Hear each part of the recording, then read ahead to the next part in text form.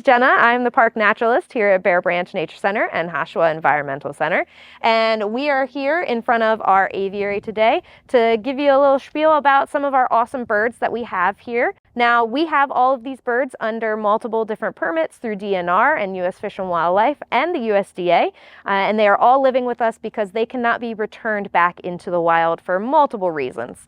Some of them have injuries from either flying into glass, getting hit by cars. Others are imprints, meaning that they were raised by people. And so all of these guys cannot be returned back into the wild. And instead, we use them to be our amazing animal ambassadors for their species, teach people up close about how cool these birds are and what people at home can do to make sure that we don't get any more birds into our aviary here.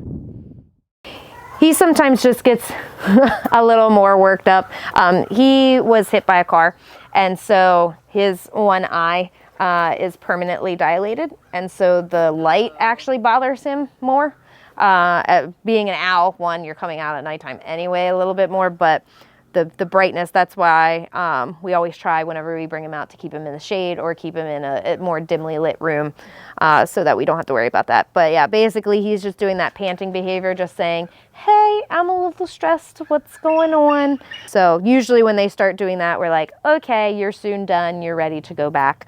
We don't like to force anyone to do anything because that's not what they're here for us to do. They are here to be awesome teachers, and when they say I'm done, we say okay. Now with him being hit by a car, you're always like, well, what is an owl doing on the road? And typically it's because people throw things out of their window. As you're driving down the road, you're eating your apple for breakfast, you finish up, you have your apple core left, and you're like, oh, I'll just chuck that out. It'll biodegrade, it'll decompose, something will come up and eat it. We're fine, it's natural, right? It's not like I'm throwing a plastic water bottle out the car or anything like that. Well, the problem is that yes, something is going to come up and eat it, not the bird, but instead a rat, a squirrel, a chipmunk, and all the trash is attracting these animals to the edge of the road where they should not be. And then these guys learn, oh, my prey goes right to the side of the road. So then they learn, that's why you see so many hawks and stuff sitting up on power lines and light poles and everything. They sit there and they're watching, and then they don't look both ways when they cross the road. And so they dive down, and they don't fly over the road and then down, they stoop. And so they'll just fly right across the bottom of the road and try to grab. And if a car is there, oftentimes it's not necessarily the car hitting them, it's them hitting the car. Just because the timing is off. Small bird that only weighs, 2.5 pounds, or the screech owl, barely weighs, 400 grams, they're going to lose their life. Or at least a lot of times owls come in with popped eyeballs, so they'll be missing an eye, or the retina in the back will have fallen down and they can't see out of it. In his case, it kind of made that permanent dilation of his eyeball, broken wings, all sorts of stuff from getting hit by a car. And that's only if you know what you hit, that you stop, pull over, take the bird to a rehabber. A lot of the times it's another person that comes up behind and sees the animal on the ground and then picks it up and takes it to the rehabber. Just remember that if you are taking a bird of prey to a rehabber, these things hurt. Do not try to just go and pick it up. Ideally, take a towel, put a towel over top of them, and try to gain control of the feet, because the feet is what's going to hurt. Sure, their beak hurts. It hurts to be bitten by a bird, but this is what's going to put you in the hospital. Now, he's not as strong as, say, our great horned owl. Our great horned owl can squeeze at over 360 pounds per square inch.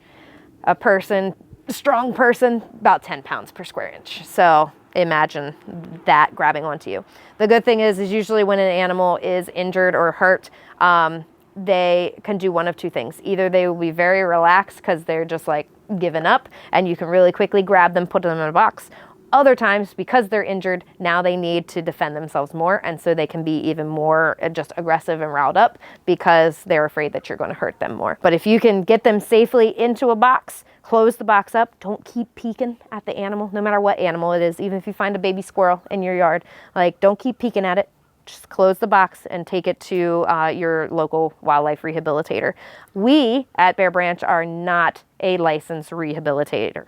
You can call us and we will give you advice and we will tell you where to take it. But we legally do not have the permit to take them in because we're not vets here. So we can't fix them for you. These guys definitely are what's considered a plastic species. They mold really easily to urban and suburban kind of environments. A lot of times people have them right in their backyard, on fence posts, kind of anywhere. And again, if you start to hear a whole bunch of hoo, hoo, hoo, hoo, hoo, hoo, hoo, hoo, that's a whole bunch of them like yelling at each other. It's these guys. They sound like a bunch of screaming monkeys in the middle of the night. Now again, owls are more heard rather than seen because they come out when we're generally asleep. But if you hear them, that means that they are nearby.